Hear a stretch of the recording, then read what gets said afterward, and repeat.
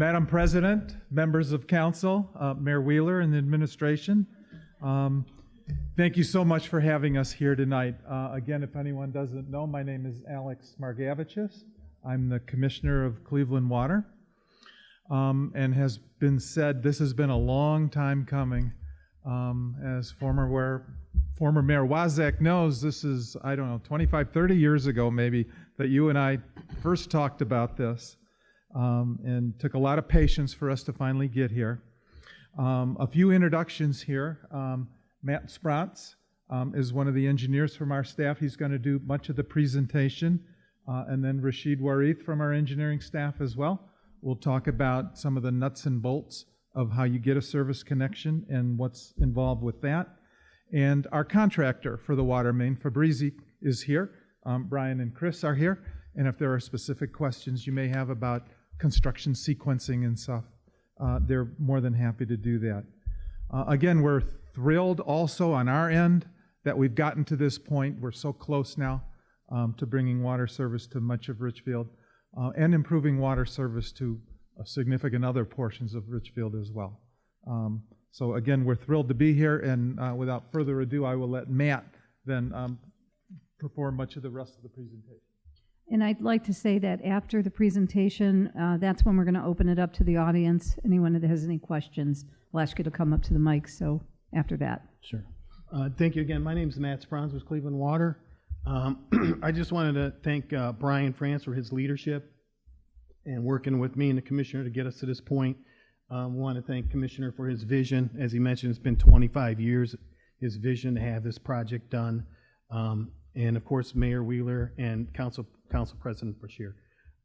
The quick agenda: we're gonna go over three major capital projects that Cleveland Water's doing in the city of Richfield, and that's going to start now, and it'll probably end in 2024. So we're going to go over that. We're going to review tonight's conversation. Is primarily going to be focused on the new water mains that we're going to be installing, which is one of the three projects, and then we're going to review how residents and businesses hook up to that water supply and what your next steps are to engage with that. With that water surface. So tonight we're just going to be focusing primarily on the water mains and hooking up to the water mains. And then after this meeting, Brian's made arrangements for us to meet, I think, across the hall, and we can have more questions and more interactions. So if we don't answer your questions during the slide presentation or the back and forth with the council members, we'll answer your questions then too as well. So as I mentioned, this will be a new boosted third high district will be created for Richfield. As the Commissioner was mentioned, we have 9 districts now. So this infrastructure will give us another 10th district, and it'll be part of our third high district. We have 3 major capital programs that are going to be happening.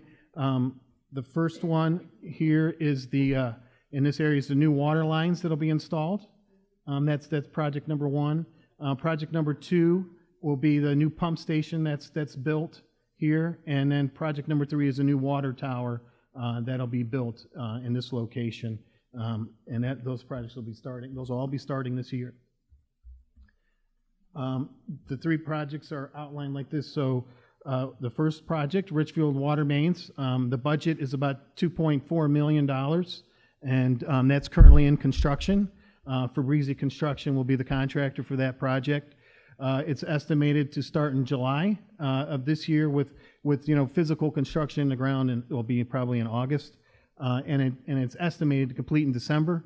Obviously, completion dates are dependent on weather and on material supplies. As you know, in this economy, we're all having trouble getting labor and materials on projects, so we have to kind of adjust schedules. They may have to come back in the spring and do like any final warranty work or seeding and mulching in some areas if they have to. The second project is a new water tower. That's currently in contract formation, so the city received bids for that project, and we're putting a contract in place with the contractor to start that work. The current estimate for that is $11.8 million. We're hoping to have it under contract and start construction in August of this year. Estimated start. And again, that'll start slow because there'll be some site clearing, and mostly material procurement will take some time to procure all these materials.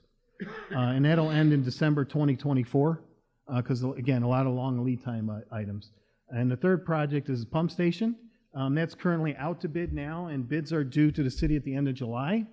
And that's budgeted at $5.4 million. We won't know the exact number again until we get those bids in July. We're believing that we can get a contract in place and maybe start construction in October, and then that'll be completed at the same time as the water tower in December 2024. So the total investment that Cleveland will be putting into the Richfield for water is about $19.6 million in the next couple years. This is just a quick summary of the pump station. Again, it'll be operational fourth quarter 2024. It's located at 3921 Brecksville Road. There'll be about a 1,700 square foot, one-story brick building as depicted in the drawing here. It's going to have 4 pumps, and it's currently out to bid, and bids are due in July. And the Richfield Water Tower, again, it's going to be operational fourth quarter 2024. It's located at 2964 Brecksville Road. It'll be a 1 million gallon tank. It'll be 214 feet high, and its color will be sky blue. And it's, again, it's in contract formation, and so construction should be starting this year. And so then tonight we want to really focus on the new restricted mains project. And so we're going to go over the scope, schedule, and budget of the new restricted mains, and then Rashid is going to go over how to connect to those mains. So the scope of the project is on West Streetboro Road. We're going to put in 2,038 linear feet of 16-inch and 822 linear feet of 12-inch. It's along this stretch here. On Broadview Road, we're going to put in 1,531 feet of 16-inch and 188 feet of 12-inch on this stretch here. And then on Grant Street, we have a small piece of 262 feet of 8-inch to go down that first leg of Grant Street to where the entrance to the new library is going to be eventually put. And this project will have about 20 new fire hydrants for fire and for safety. The schedule, again, construction is going to start in July, and its estimated completion is in December of 2022. Again, final landscaping and warranty work will be in spring of 2023. The schedule, again, is subject to change depending on supply chain issues and material delays. And the budget, the contract was awarded for Breezy Construction in the amount of $2,351,000. This is the construction schedule and sequence of work. So the first section they're going to do is that Streetsboro Road East section, and that's going to take them about 22 days. And then they're going to drop down to the Brecksville North section. That's going to take them about 16 days. And then they're going to go back on the Streetsboro West section. That's going to take them about 13 days. And then they're going to go drop back down to Brecksville South and Grant Street. They're going to do those both in the same cycle here. And that's going to take them about 14 days, so you can see their construction sequence. Okay? Matt, I think you meant Broadview, not Brecksville. Oh, I'm sorry. Did I say I meant Broadview? Yes, Broadview. Excuse me. Correct. All right, very good. Any questions? All right. And so with the... Oh, okay. And yeah, and you want to remind me, those durations are working days, not calendar days. So, all right. And then with that, Rashid's going to go over the new service connection and how we make those connections.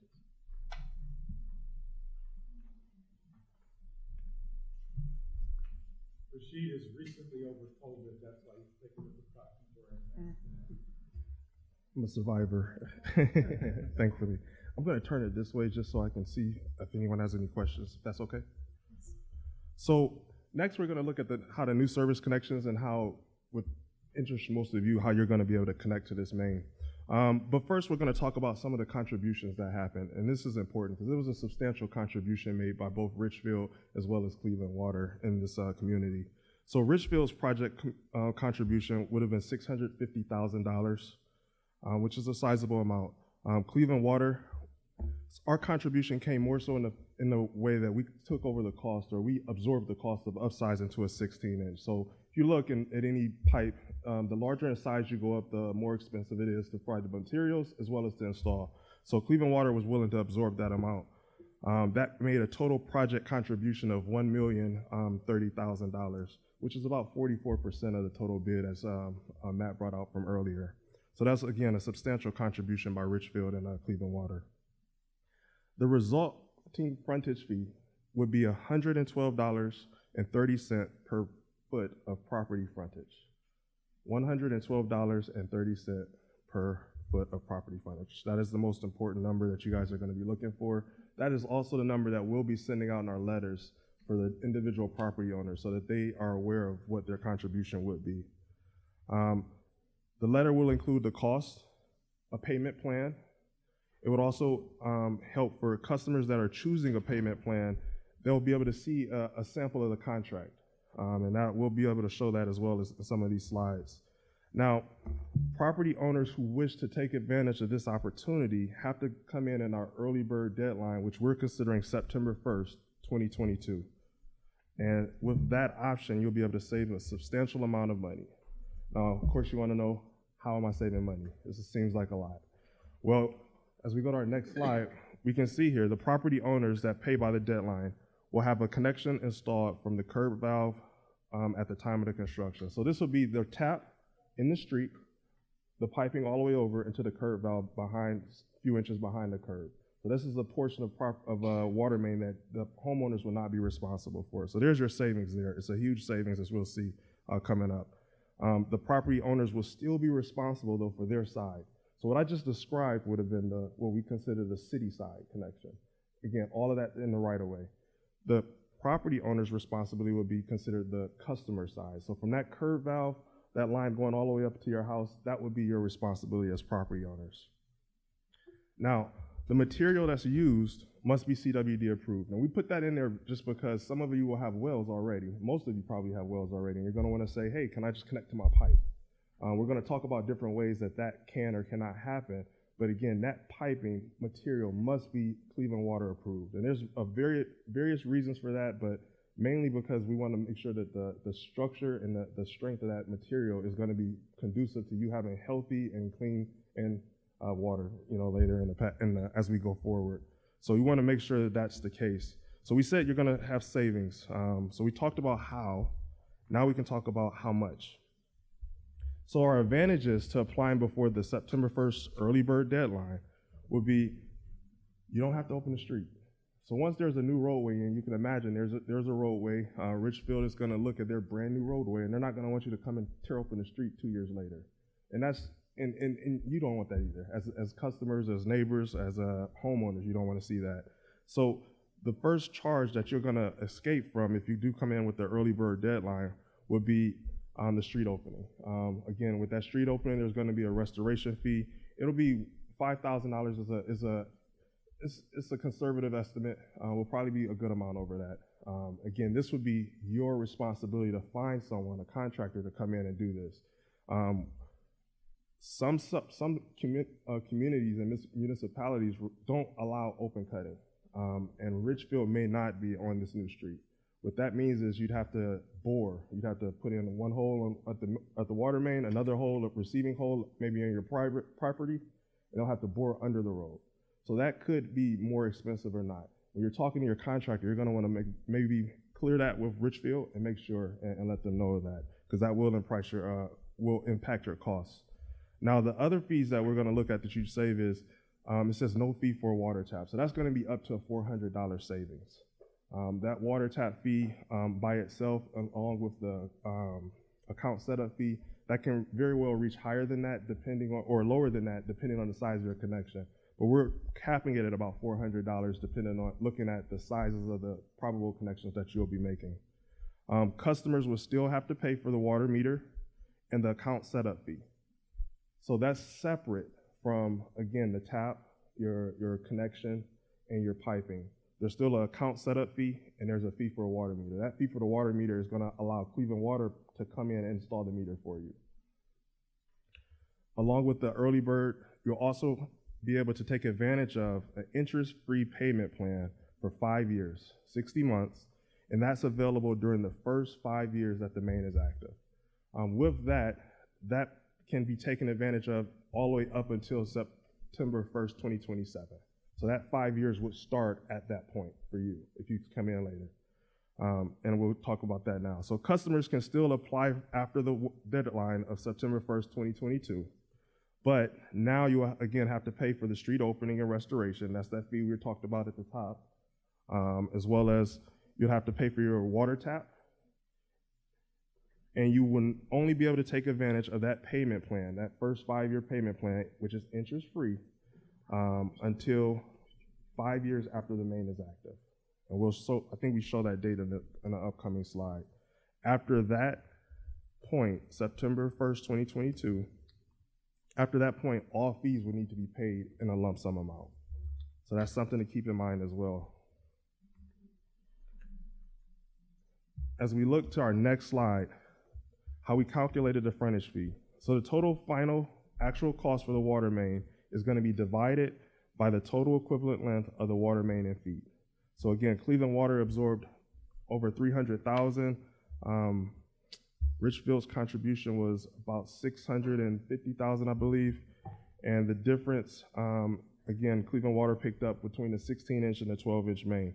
So as Matt brought out, the main here along Broadview and traveling west down West Streetsboro Road is going to be 16-inch.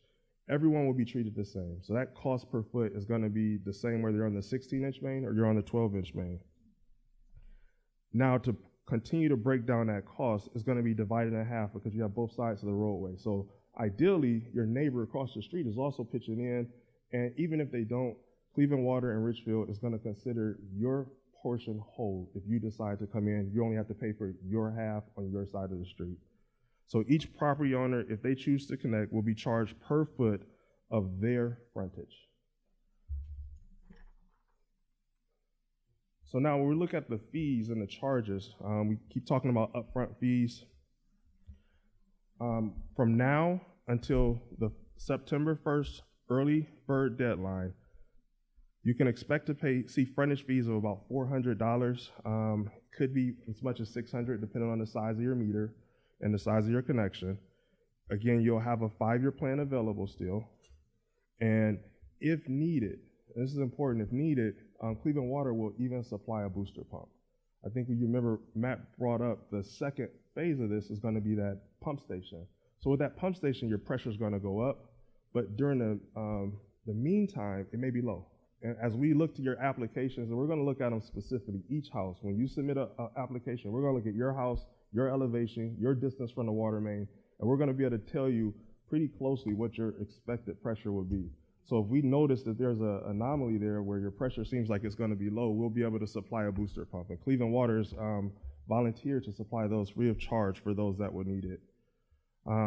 So going to our next portion of the table there, this would consider the September 1st, 2022 people until September 1st, 2027. So that's our 5-year window. During that time, now your upfront charges escalate because now you again have your street opening, you have all the other charges along with it, but then you have to again open the street, provide your own connection, and you have to pay for the tap. During this time though, still you have the ability to join in on that 5-year interest-free payment plan. So again, your plan may start August 31st, 2027 and extend 5 years from there. The booster pump at that point, if you need it, and so again, this will be any time in between then and the pump station going live, you will have to provide that for yourself. So we will not be able to provide a booster pump for those that need it during that time frame. The next time frame that we're going to look at is September 1st, 2027. So this is after our 5-year window until time indefinite. That, again, you'll still be expected to cover your upfront charges, which they're pretty much the same as the slot before it, except now you no longer have access to that 5-year plan. So you'd be expected to probably come up with this lump sum fee immediately, or as a service charge to attach to this restricted main. And booster pumps at that time, it wouldn't be necessary, so we have that as an NA there. So to summarize this table here, we have 3 different groups of individuals. We have properties signing up in the first 5 years, and of those, we have those that come in on the early bird, and we have those that come in after the early bird. And then the third group would be those who decide to come in after the main, the 5-year period is over. So those are the dates that you want to make sure you make note of, keep in mind, and discuss amongst your families. Looking at our next slide, we're still showing that date there and the table there because it's important. See how important those dates are. But looking to the bottom portion now we start to see what the billing will look like. So Cleveland Water has a policy. Once you have water service established to your house, at minimum, we're going to charge you a fixed monthly charge. That fixed monthly charge is $9.20. Now, I'll say that $9.20 may be different for different individuals. It's going to depend on the size of your meter or connection that you have. So if you have a home and you connect, then it's $9.20 a month because you have water until you get your meter. However, if he has a restaurant and he has a 4-inch connection, it's not fair. So there is a scale in there. It can actually be accessed and referenced at clevelandwater.com, and you can look at customer service under water rates and then rates and fees, and we'll be able to give you that again later if you need it.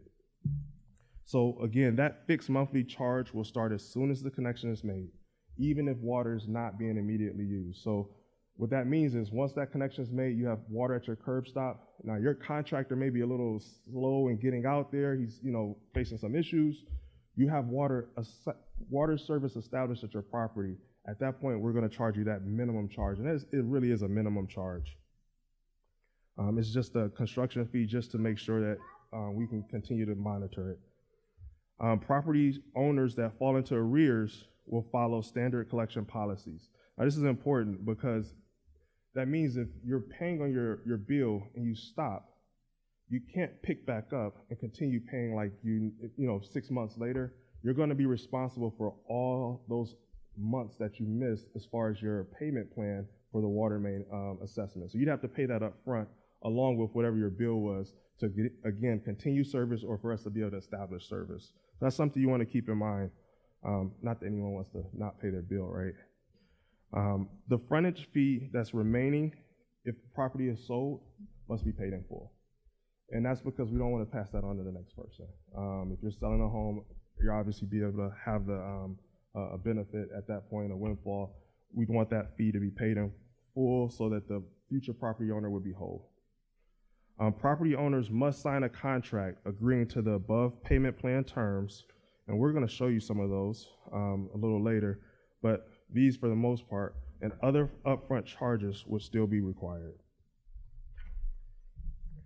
Now, as we look here, this is an example of a sample water bill, and I'll just point here. So this bill has no original fees. There's no previous month of fees. So our local charges, again, they have no meter yet. So the local charge would be that $9.20, just standard minimum fee.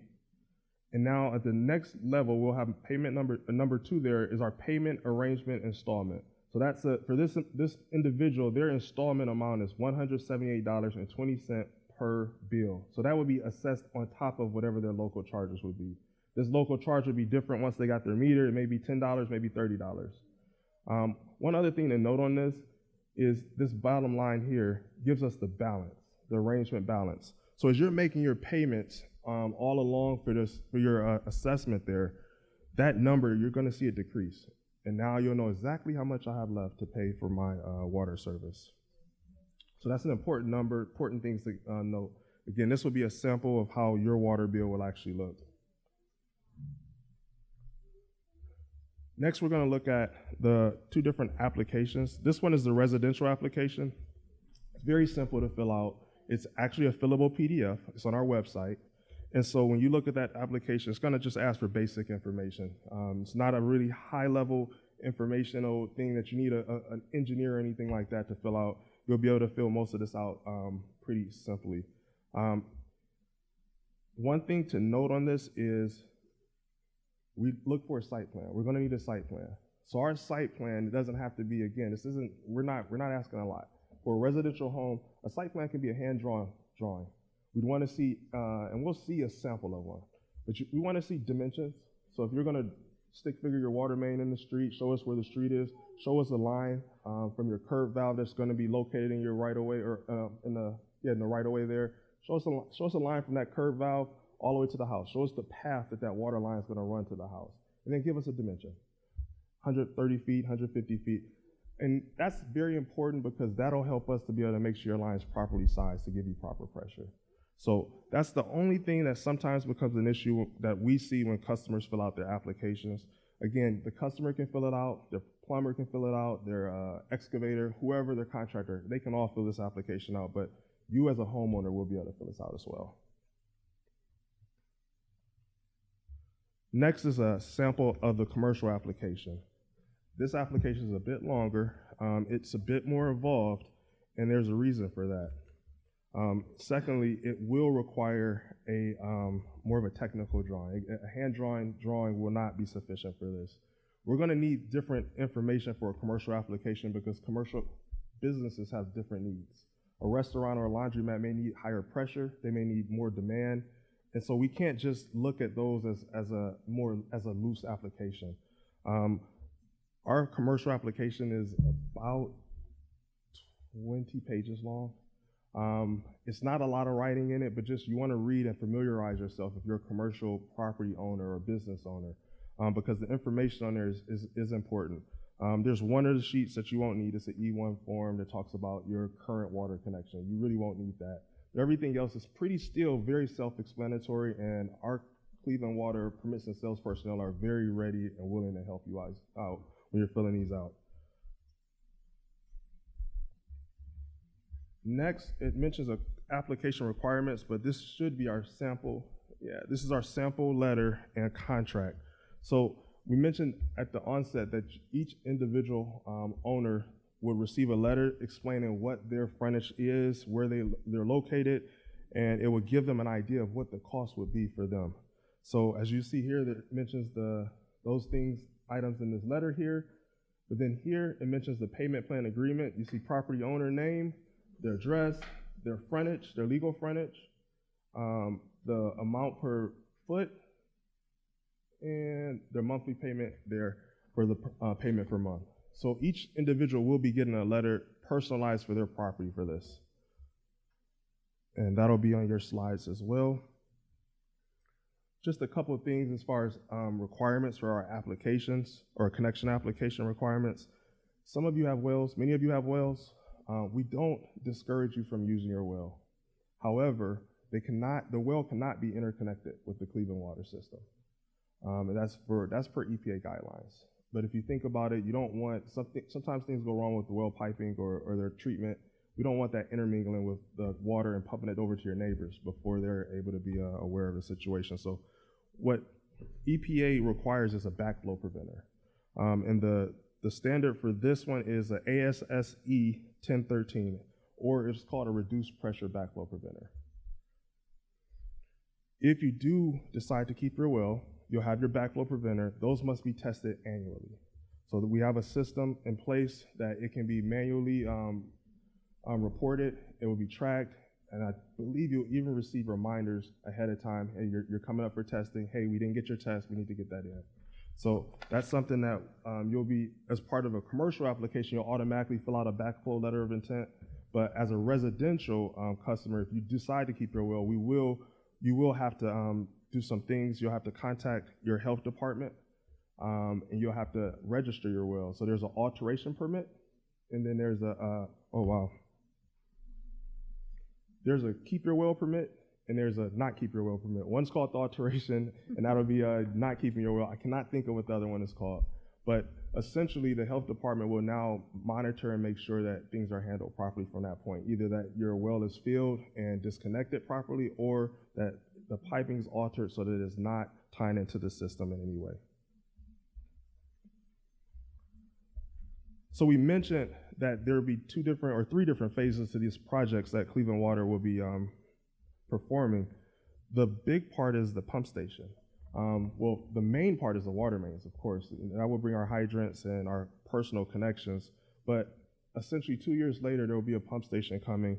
And with that, there's going to be some pressure variations.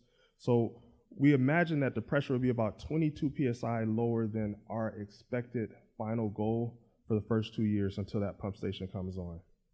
Again, I mentioned Cleveland Water will provide temporary boosting pumps as determined by CWD. So what that means again is we're going to look at your connection. We have a range that we like to be in, which is about 35 to 40 psi. If we see any trouble with you being close to that, then we're going to recommend you have a booster pump. If you notice there's an issue, definitely reach out to us, and we still may be able to provide a booster pump for you.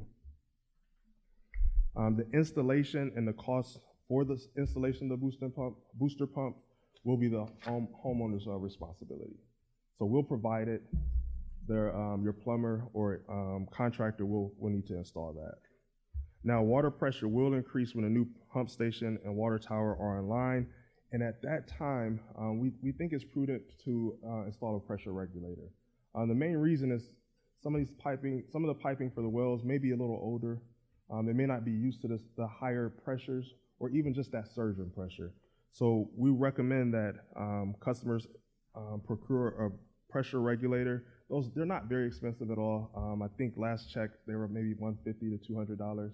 The booster pumps are like $1,500 to $2,000. So that's why we're taking the brunt of the booster pumps. But the pressure regulators, we'd recommend that everyone get one just to make sure we don't blow out any pipes or anything in your system. Again, that pressure is going to surge, and we'll be able to tell you what that pressure is going to be. When you fill out your application, we can tell you pretty much if you're in danger zone as well. So the next thing is we're going to look at a typical connection installation. So Cleveland Water is, again, agreeing to install the water main. And as you look through as we follow through our slide here, our water main's here. This is our roadway. And we'll install everything. If you come in before the early bird September 1st, 2022 date, we'll install everything from the water main up to the curb valve. Again, this is what we call the city side connection. And this portion is city owned. We'll maintain that line and we'll service that line as well as the curb valve going forward. The portion after that, at the curb valve here, that's our line of delineation, will be the customer's responsibility. So this is the homeowner side connection here. And as you see, we go into the building and we see this is where our most meters will be. And there's a pressure regulator that we're recommending be installed, and there's the booster pump. So that's about the configuration of the piping that you'll see or you can expect to see in your basements as this goes in. Now, if you come in after the early bird deadline, you'll be responsible to install everything. Well, we'll still install the water main, but you'll be responsible to make your tap and install your curb valve and all the piping as well. So you can see there's a substantial amount of additional work that comes if you do come in after the early bird time frame. Our next slide is, well, we can break this down into two ways. So if you decide to keep your well, as you can see here, let's start this. Let's start here. Say you don't keep your well, and we look at your material, and your pipe material is sufficient quality to our Cleveland Water standards. You can actually bring your connection right from the curb valve here right on up and disconnect your well with your alterations permit, so your well is being abandoned, and you'd be able to bring that line in if the materials are, again, to Cleveland Water standards. So that's one scenario. Now, if you decide you want to keep your well for irrigation or whatever, you have a barn out in the back that you'd like to use it for something or whatever desire you have for it, now you're bringing your line up, you can no longer connect this into here. This must not intermingle or interconnect with the public water in any way. So as you see here, you can still bring your line up in that area because maybe all your plumbing's in this area of your basement, but now you're going to have to elbow over well before your well line. There's going to need to be a separation. And as you go through your process, we'll give you the distance that we want those lines separated. And you'll bring your line into the house. There's our meter here, and this is our backflow preventer. Remember I told you it was a ASSE 1013, a reduced pressure backflow preventer. And this blurb here kind of gives you a blow up of what it would look like inside of your house. The thing to really keep in mind with a reduced pressure backflow preventer is it constantly dumps water. And I won't say constantly, but it will periodically dump water. So you want that, as you see it in this illustration there, it's plumbed with a drain. You want it at least in an area that is free draining, well, maybe like where a furnace pipe may be. Oftentimes that's where they're installed. But this is not installed by a drain, so they have it piped with a drain there with a air gap. And you see the PVC piping under it, and it's taking it, no doubt, to a drain that can drain out. So that's something to keep in mind if you decide to keep your well. Your placement of where this meter and your backflow preventer is going to be important.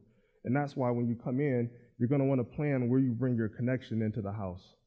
Now, something else to notice here, this green line here, before we came along and before this water main went in and you decided to get a connection, probably extended all the way over here, and that's how your water service ran for your house. Now, if you're keeping your well and you're getting a connection, you'd have to disconnect that line, and it can't even tie into the home water as a backup. EPA does not allow that. So you'd have to disconnect that line again and now maybe come with a hose bib or something like that to go outside. So that's something we want to really make sure we showed individuals, because it's not something you generally come in contact with. In summary, Matt's going to come back up. And we'll be able to take questions. And now we also have, we have our schedule up.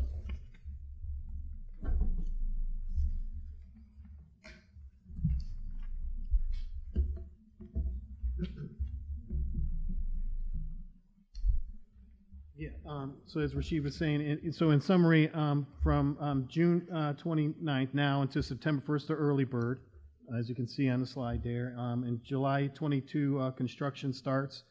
So Fabrizi will be out starting construction July 2022. They're estimated to be complete in December 2022. Some work might go into spring of next year. September of 2022, the customer water surface installations begin. So as Fabrizi's excavating, they're going to start making their water service connections along their routes. And then September 1st, 2022 is the last day for the early bird water service application to Cleveland Water. And then from September 1st, 2022 to September 1st, 2027, only customer applications eligibility for 5-year payment plan after September 1st, 2027. All customer applications are at a lump sum payment only. And so then that's just a summary of all the dates that Rashid went over. And then we have our contact information, clevelandwater.com. That's the site you're going to want to go to get all the application information. Also have Cleveland Water Permits and Sales Division. That's their phone number and their direct extension to them. And then these are the web links to get the residential application and commercial application. Okay. So, and again, we want to all thank you tonight for coming. We're going to meet across the hall for some additional questions. Yeah, we're just going to ask if there's any general questions in case anybody doesn't want to meet. Could someone turn the lights on? Because I can't see. Yeah, and President Bashir, I have a wireless mic, so Okay. General questions just about the system and things, we'll do those now. Specific to your property, we're going to go back in the mayor's conference room and we'll meet back there so council can move on with the rest of their regular meeting. So if anyone has any questions, I can pass the mic on. And I want to thank you guys. It was a great presentation, so thank you. That was very, very good. Do you have more handouts? We do, Oh. yes. We'll get that. That's an was a easy good one too. We have a printer if you run out. And I believe both on our website and Richfield's website, the presentation will be. Okay, great. You mentioned a new run in this meeting that was not mentioned when you did this last year or the year before, going from Streetsboro down Grant Street to the library. Is that correct? Yes, that's a relatively recent addition. What happens if you live on that corner? We've identified the parcels, I believe. We have a list that we can show you of the parcels. If you live on that corner, are you getting charged for frontage on both sides? So the corner we're talking about is the corner of Streetsboro and Grant, and I believe that's a direct connection right off of Streetsboro, so the answer is no. The only corner lots that are receiving 2 frontages are right in the center.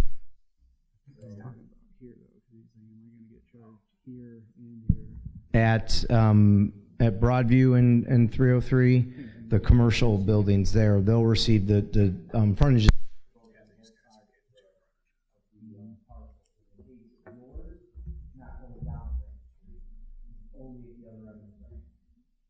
Your direct connect can be off 303.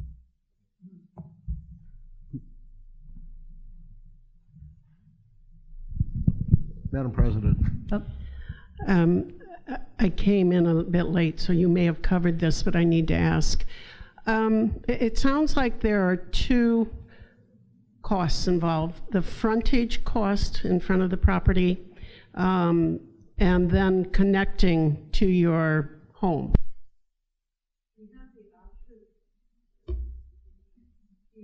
Option of just doing the frontage at this time and delaying the extra connection to your.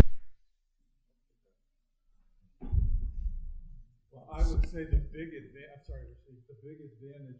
doing the connection now, and under the early bird, is saving that $5,000 that the Breezy will do for you. If you wait to do the connection, after early bird, you'll have to pay that $5,000 for your contractor to excavate at the water. Is the connection just there, though, as they put in the frontage line?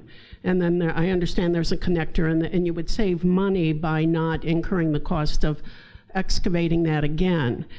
Is that where the cost is? At that time, you have to take it all the way into your home. No, you do not. So anyone that wants service has to make the arrangements, whether for Breezy or later, to get the city side part of the connection up to and including that curb stop valve. That has to happen in order for you to become part of the system. You will get a water bill. I think as he explained that even if you don't have water, at a minimum you get the $9.20 a month charge. Sometimes folks will connect to it anyway before there's a meter for construction purposes or whatever. That's the purpose of that fee being there. So you will get that as a minimum on your bill. And if you take advantage of the 5-year payment plan, that item will show up on your bill as well. Okay? But there will be no consumptive charges until you actually get a meter and start using water. I'm still confused. What is the early bird 5-year plan covering? So I think it's helpful to, and you're right, we probably could have done a little bit better job explaining A, B, C, D, what each one is. Early bird gets you the $5,000 half and city side connection. Okay, that's what that's for. Okay. If you don't take advantage of the early bird, you have to hire your own contractor, and we estimate that'll be about $5,000. The frontage fee is something different. The frontage fee really has nothing to do with early bird or not. That's a 5-year window to take advantage of that. So between September 1, 22 and September 1, 27, 112, whatever your frontage is, times $112.30 is what your frontage fee is. If you take advantage of the early bird, divide that by 60 monthly payments, and that's what would show up on your water bill, and that's interest-free for 5 years. If you choose not to take advantage of the payment plan, then you're required to pay for it up front. Anyone in that first 5 years, if they really want to, you don't have to take advantage of the payment plan. If someone wants to pay that full frontage fee right up front, we'll do that too. But we are offering, we know this could be an affordability issue, which is why we in Richfield negotiated to have the 5-year payment plan. Yep. Just so I'm sure the interest-free loan in that early bird stage will cover the cost of the frontage fee amount. Yes. And that $5,000 connector. Well, again, I think it's convenient to think of them as separate things. Okay. So the frontage, the frontage fee is if you choose to do it between now and 2027. The $5,000 fee that you save is if you take advantage of the early bird between now and September 1st of this year. You have to sign up for because this one Febreze will be here. After that date, Febreze will be gone, and the option to have us and our contractor do it will be gone because they'll be gone. That's the $5,000. Yes, that's correct. Hopefully that helps. If I can add to that too, ma'am, we've seen that where someone will get the connection, so you could take advantage of the early bird and have a install your connection. Just leave it at the curb stop. We've seen that before for maybe a future owner or something like that, and decide not to bring their line all the way to the house. But again, your view would look exactly like the one we had up here, where you have the minimum charge and whatever your payment arrangement. So that's what your question was. That's exactly how you would not Okay. walk through the water in your house. Mr. Franz, real quick, Mr. Hudak has something he wants to ask. This is really for the residents that are here more than myself. We are going to be asked, we on council and probably the mayor's office, who do these people, our residents, contact? Because we have a very, very thorough presentation by Cleveland Water. But when you guys leave and go home and in 3 days, are our residents supposed to contact somebody at the village or somebody at Cleveland Water? Put the contact slide back up. Our permits and sales section are the ones best able to handle this. And if they need to escalate, they'll probably get to Rashid. Okay, he is the expert on this, and if it gets to him, he's more than happy to reach out to anyone here. I know typically people in Richfield Village like to go to their own government for these type of questions because they're used to that, and we are a municipality, so typically the utilities are under our auspices. I know Brian is as well versed on this as anybody, so I'm sure he can give a good explanation. When do you see these letters going out so this will be explained thoroughly? It should be in a couple weeks, I would say. Thank you. Okay. Okay, Brian, you had somebody in the back, I think. Someone had their hand up over there. Okay. Quick question. If they don't pay, like if somebody ends up financially strapped for whatever bizarre reason, and in that 60 months they don't pay it off, what is it? Does the interest accumulate from day one, and how much is that rate? So it's still interest free, but the payment plan will continue on. So to get your water. So if they miss it, they'll Right. just keep paying, so you're not going to tag out and keep billing some of these people, because, you know, things happen, so just curious. Yeah, so they will still be responsible for that payment plan up until the point that they wish to regain or reestablish service. So if you started off and you were paid 2 years of your plan, you took 6 months off because something happened, to get water service reestablished, those 6 months. That's part I understand, but what if they keep like paying, but they just can't pay like the whole front, the whole fee? Like say they're, you know, they've got 180-foot frontage or something, and they got a $400 a month bill. Something happens to get sick, and they can start paying $7,500 or whatever, and they get that 60 months. What are they going to get slapped with? Well, I was just going to point out, as the slide indicated, we do have our collection procedures. Right. Okay. I mean, they're still paying, so technically they're not a collection. Well, if the balance becomes too high of what you do owe, you do become potentially at risk of losing water service. Okay, that is one of the collection procedures we have, is to stop service. And in order to restart service, then you do either some sort of payment or payment plan on top of it, which we normally have anyway, even when we don't have this frontage fee issue, some sort of payment plan or arrangement. But basically, we'll look for you to essentially get caught back up to where you should have been. So you have, now you have a lump sum of money that you still owe past 60 months. The first 60 months were free, but when the interest rate starts up, does the interest accumulate from day one, or just No, from they're day 60? no. Cleveland Water never has, and today does not charge any interest or late fees or anything like that. And that's still the same here. That's still the same here. So even if for some reason you had a balance at month 60 that you owed, it would not accumulate interest after that day. Okay? Again, you may risk having service or not, but no interest. No penalty. Yeah, there's no balloon payment, if you will, of the interest like on like a credit card or something. It doesn't do that. Yep. We tried to take steps to encourage folks to minimize as much as we could the financial impact on folks. Okay, Brian, after over here, then you have somebody over there. Go ahead, sir. Question. It sounds like it's important to know where that tap is going to be. What's the deadline on getting that information to the contractor where you want to bring your service in? If you got 200 feet of frontage, you need to know where you're going to put that tap. So what's your deadline on getting that targeted? That's the September 1st early bird deadline. So we need your application basically complete by then. Yep. No. We want a little bit before then to start the process, because if we wait much longer, they'll be gone. And that's the reason for the September 1st deadline.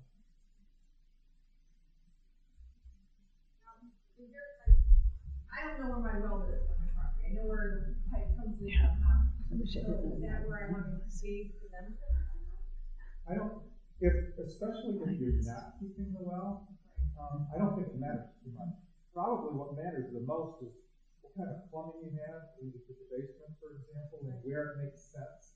A lot of places that have plumbing sort of have a branching tree arrangement, where the well comes in, and then sort of branches off in different directions. If that's what you do have, that's kind of a natural place. Disconnect the well and tie there, kind of as the source of the main artery coming out, so that it continues to feed. But if there's some natural place in your basement, there's a lot of latitude where, some place is finished and another not. You prefer an unfinished portion of the basement to put it. I don't know anybody the right way to let me fix in my stone basement so if I did without having my house fall. We're going to take this one more question here and then take everyone in the back room. So Brian, you have a question up here. Yeah, I have a couple questions for council and a couple questions for Cleveland. First of all, when the original part was put in from Richfield down to here, the fire station, what was the cost of the frontage at that point in time? Ooh, that's a good question. I think the entire cost was 400 and some thousand up to here. I'd have to go back and look. That was such a long time ago, so I don't know that answer, but I'm sure we can get it for you. I think it was around $111. So it was A about the front same. foot. It's about the same. Council was striving to, actually it might have been a little bit more. Council was striving to be around $120 a front foot to be aligned with the original frontage fee, and we actually got it a little bit less. The next question was, why wasn't, when sewers came down the same way, 30 years, like maybe only had 25 years, something like that, to pay on those? Why wasn't that considered? For Paying for the frontage? For the frontage? Yeah, because when sewers came, we got boy, like that 25 years. You have an answer, Ralph? Were you here then? The sewer, these projects went forward primarily based on funding availability. The sewer, we were fortunate that we received grants for them, and we had severe pollution problems in various areas, including the center of town. Likewise, just the likelihood of putting them in the same trench is not possible. It's not feasible. It's prohibited, as I understand, by state law. So you could not have the water line and the sewer line together. Yeah. Again, my question is why are we being forced to 5 years rather than a longer extended period like we were with sewer? Oh, with the sewer, with the 27 years, 28 years, that's different because it's Cleveland Water. Go ahead, Alex. Number one, Cleveland Water is the lender, if you will, in a sense, for this one. This is a stretch for us. This is something that we normally don't do. This is something that we negotiated with Richfield to do. 5 years was about the limit of what we could justify doing on an interest-free basis. Much longer than that, and we'd probably be talking about some sort of interest payments then, if it were longer than 5 years. And in our discussions back and forth with Richfield, we decided 5-year interest-free was the best approach that we could do. Now we're going to back here that it would go past 5 years, you still would go in. Yeah, but that is going to be the exception. That is for, I mean, that comes at a cost of losing service, okay, if they're going to do that.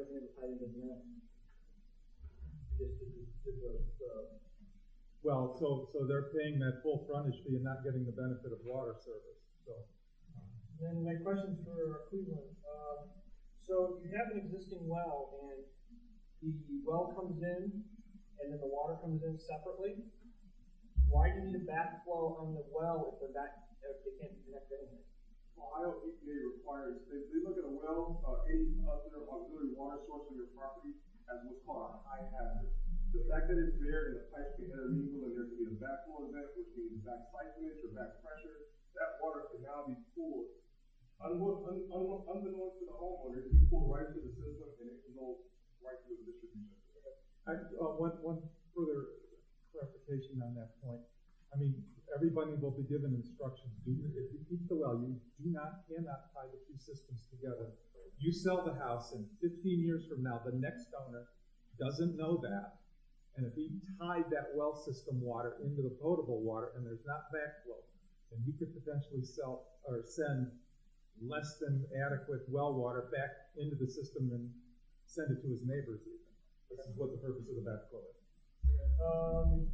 Since you guys have been doing this for so many years, what is the average cost of the homeowner for footage going back to their house right now? What are you guys seeing? What's the size, cost of a private side connection, the owner side connection? What are you guys seeing? It's going to vary. If you're going to virgin soil, obviously like grass or something like that, you're looking at $3,000. Just because keep in mind, they're going to be digging at least 6 feet deep. They're going to be No. Yeah, that's what I normally see. We don't deal with the contractors as much, but just talking to some of the different customers and different municipalities, that's the feel I got. No, maybe it's 2,000. That's probably generous. Depending on, I'm thinking of like a normal setback within maybe 75 to 100 feet.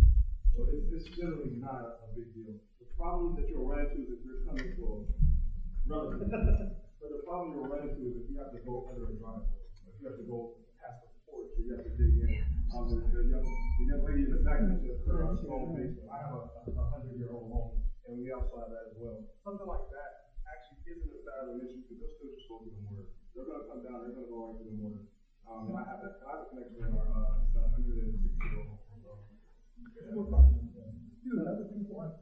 Yeah. I'm sorry. It's not your. Let's move on to someone else, and you can ask Cleveland your question separately. Who has a question? Are we ready? All right. All right, let's go. Thank you, Cleveland Water. Thank you for Breezy. Thank you, everybody, for being here. So residents, go straight back, and Cleveland Water will be there to answer questions.